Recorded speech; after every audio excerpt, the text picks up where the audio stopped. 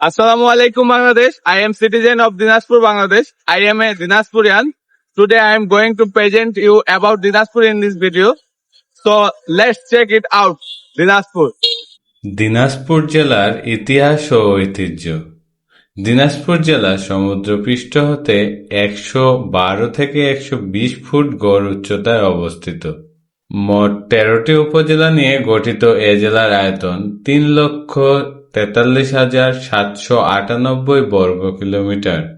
২০২২ সালের জনশুমারি অনুযায়ী এর মোট জনসংখ্যা ৩৩,১৫,২৩৮ জন, যার মধ্যে পুরুষ ১৬,৬০,৯৯৭ জন এবং মহিলা ১৬,৫৩,৩০৫ জন। উত্তর দক্ষিণে লম্বালম্বিভাবে বিস্তৃত এ জেলার উত্তরে ঠাকুরগাঁও ও পঞ্চগড়, দক্ষিণে গাইবান্ধা ও জয়পুরহাট, পূর্বে নীলফামারী ও রংপুর জেলা এবং পশ্চিমে ভারতের পশ্চিমবঙ্গ রাজ্য। লোকশ্রুতি অনুযায়ী জৈনিক দিনাজ অথবা দিনরাজ দিনাজপুর রাজপরিবারের প্রতিষ্ঠাতা।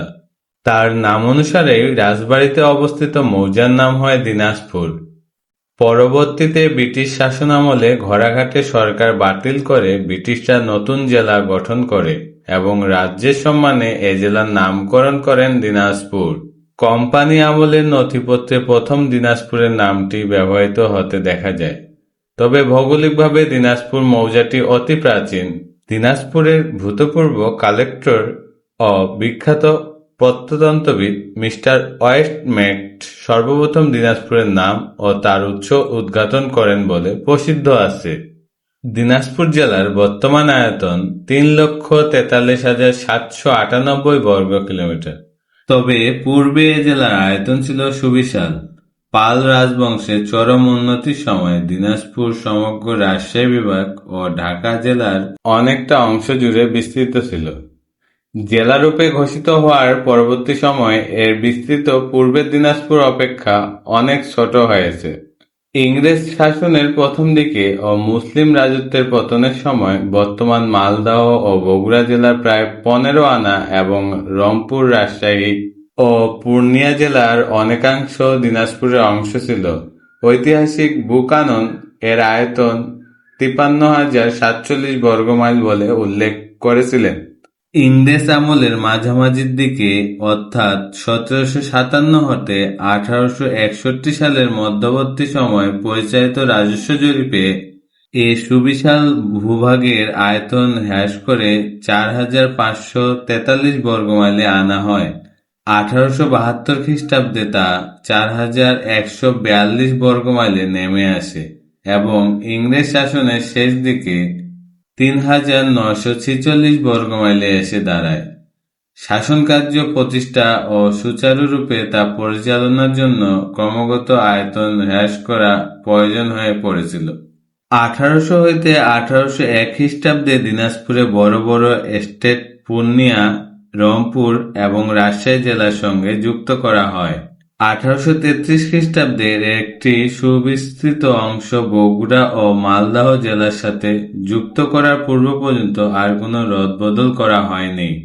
১৮৬৪ থেকে ১৮৬৫ খ্রিস্টাব্দে খট্রা নামক একটি সুবিশাল পরগনাকে এ জেলা হতে সেটে বগুড়া জেলার সাথে যুক্ত করা হয়।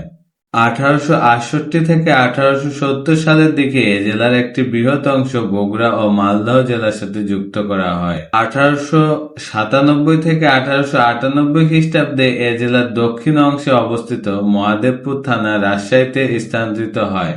পাকিস্তান পূর্ব আমল পর্যন্ত আর কোনো রদবদল হয়নি।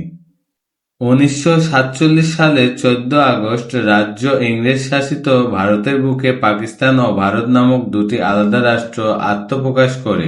ওই সময় রাটফ্লিক রয়েদাত অনুসারে এ জেলার ১০টি থানা ভারতের পশ্চিম বাংলা প্রদেশের অন্তর্ভুক্ত হয় এবং পশ্চিম দিনাজপুর জেলা গঠন করে।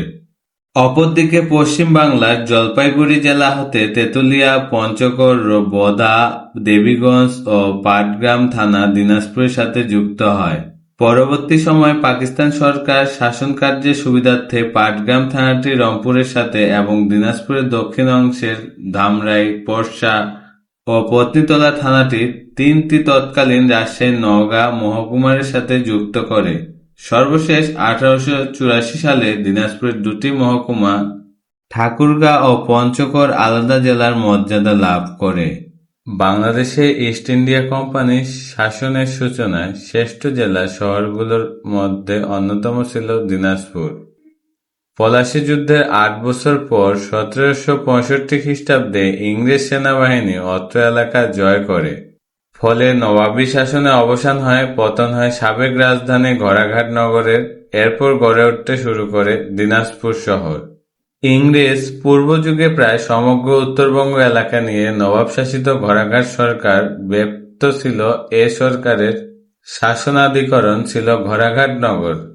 এই সরকারের সর্বশেষ মুসলিম ফৌজদার মীর করম আলী ইংরেজ সেনাপতি মিস্টার কট্রিলের সঙ্গে যুদ্ধে পরাজিত হন। ফলে ঘোড়াঘাট নগরসহ সমগ্র উত্তরাঞ্চল ইংরেজদের পদান্নত হয়। বিজয় কোম্পানি সরকার কর্তৃক উত্তরবঙ্গ শাসনের জন্য যে বৃহৎ জেলাটি গঠিত হয় তার শাসনাধিকরণ বা জেলা শহর স্থাপিত হয় দিনাজপুর নামক মৌজায়। এই মৌজায় দিনাজপুর রাজবংশের রাজধানী ছিল প্রথমাবধি। এই সূত্রে একই মৌজায় ইংরেজ আমলের জেলা শহরটিও সূত্রপাত ঘটে বলে বিশেষজ্ঞগণ মনে করেন। দিনাজপুর গেজেটিয়ার মতে 1787 খ্রিস্টাব্দে জেলা শাসনের জন্য দিনাজপুর স্বতন্ত্র স্থায়ী কালেক্টরেট স্থাপিত হয়। মিস্টার গ্যান্সোজিয়ারের মতে তার পূর্ব পর্যন্ত দিনাজপুর রংপুর যুক্ত কালেক্টরেট ছিল। রাজশাহী থেকে নথিপত্র প্রত্যাহার করে জেলা স্কুলের পুরাতন ভবনটিতে আদি কালেক্টর অফিস স্থাপিত হয়। জেলা স্কুল হওয়ার পূর্বে ভবনটি রাজকাচারি ছিল। তখন কালেক্টরেট ছিলেন মিস্টার মেরিওয়েট। রাজা ছিলেন রাজবংশের নাবালক উত্তরাধিকারী রাজা রাধানাথ। তবে কোম্পানি চক্রান্তে নাবালক রাজার রাজ জমিদারি ছিল চরম ছিন্নভিন্ন অবস্থা। 1786 খ্রিস্টাব্দে বিভাগ ও উপবিভাগ গঠিত হওয়ায় দিনাজপুর জেলার প্রথম নিয়মিত শাসননীতির প্রবর্তন করেন collector mister H J Hayes. তার জন্য গলকুটি চত্বরে স্থায়ী কালেক্টরেট ভবন নির্মিত হয়। নিয়মিত নথিপত্র প্রত্যাবর্তন ও সংরক্ষণের ব্যবস্থা চালু হয়। গেজেটিয়ারের মতে মিস্টার হেস কঠোর সাম্রাজ্যবাদী, প্রভুত্ববাদী তথা ঝানু কূটবুদ্ধির অধিকারী ছিলেন। তারই ব্যবস্থাপনায় জেলায় প্রথম ব্রিটিশ ধারার শাসন কাঠামো প্রচলিত হয়, যা আজ পর্যন্ত কালেক্টরেট কেন্দ্রিক শাসনের গতিধারায় প্রবাহমান।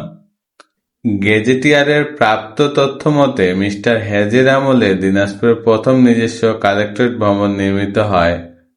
বাহাদুর বাজার মহল্লায় অবস্থিত উক্ত ভবনের নাম ছিল গলকুটি প্রাসাদ। মধ্যযুগে ইউরোপীয় স্থাপত্য ঢঙ্গে নির্মিত এই প্রাসাদ দিনাজপুরের এক বিশিষ্ট নিদর্শন।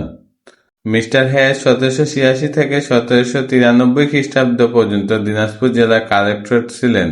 বৃত্তান্তিক মিস্টার হেস কেশরী বিবি নামক এক দেশীয় মেয়েকে বিয়ে করেন। প্রাসাদ চত্বরের চারদিকে নির্মিত হয় দিনাজপুরের প্রথম কালেক্টরেট দাপ্তরিক ভবন। দিনাজপুর ইংরেজ শাসনের প্রবর্তন ও জেলা কালেক্টরেট নির্মিত হওয়ার এবং সেই সঙ্গে সুবিন্যস্ত শাসন ব্যবস্থা প্রবর্তিত হওয়ায় আধুনিক জেলা শহরটি গড়ন শুরু হয় রাজাদের দেয়া কোটি মৌজার ওপর। রাজবাড়ি থেকে সমস্ত ইংরেজ নথিপত্র প্রত্যাহার করে গলকুটি ভবনে স্থাপন করা হয়। মুঘল আমলে ঘোড়াঘাট নগর তখন সম্পূর্ণভাবে পরিত্যক্ত। দিনাজপুর শহর পৌরাণিক নদী পূর্ণভবার তীরে অবস্থিত। অবশ্য ভূতাত্ত্বিকভাবে শহরটি গড়ে উঠেছে ঘাগড়া নামক একটি মৃত নদীর গর্ভভূমির ওপরে। মৃত ঘাগড়া, গাবুরা, কাচাই প্রভৃতি নদী এক সময় পূর্ণভবারই উপনদী ছিল। শহরটির সূচনা যুগে সেসব নদীর প্রবল স্রোতধারা বহমান ছিল। দিনাজপুর গেজেটিয়ার মতে ঘাগড়া, কাচাই, গাবুরা, গর্ভেশ্বরী নদী অভিন্ন সম্পর্কে জড়িত এবং প্রায় একই উৎস থেকে উৎপন্ন। শহরের উত্তর প্রান্ত পর্যন্ত আগত এবং রাজবাড়ির পূর্ব দিকে হয়ে দক্ষিণ দিকে ধাবমান মৃতপ্রায় নদীটির নাম গাবুরা এবং গর্ভেশ্বরী এবং শহরের বুক চিরে আধুনা যে খিনকায় আদমোরা ধারাটি পূর্ণভাবে মিলিত হয়েছে তার ঘাগড়া নামে পরিচিত। মুঘল আমলে ঘোড়াঘাটকে বলা হতো 52 ও 53 গলি শহর, তেমনি ব্রিটিশ আমলে দিনাজপুরে ছিল 7 তলা ও 8 পট্টির শহর। তলাগুলি হল নিমতলা, গণেশতলা, কালীতলা, ষষ্ঠীতলা, ফুলতলা, বকুলতলা, লক্ষ্মীতলা এবং পট্টিগুলি হল মালদাপট্টি, ঢাকালপট্টি, চুরিপট্টি, শাঁখারীপট্টি, কায়াপট্টি, বাসুনিয়াপট্টি, চাউলিয়াপট্টি এবং ঠঙ্গাপট্টি ইত্যাদি। বর্তমান শহরটির মোট মহল্লা সংখ্যা 26টি। মাই ডিয়ার লাভলি অডিয়েন্স, আজকের মতো ভিডিওটি এখানেই শেষ করছি। ভিডিওটি আপনাদের কেমন লাগলো তা অবশ্যই কমেন্টে জানাবেন। Thanks for watching, viewers. Please like, comment and share. Allah Hafiz. Assalamu alaikum.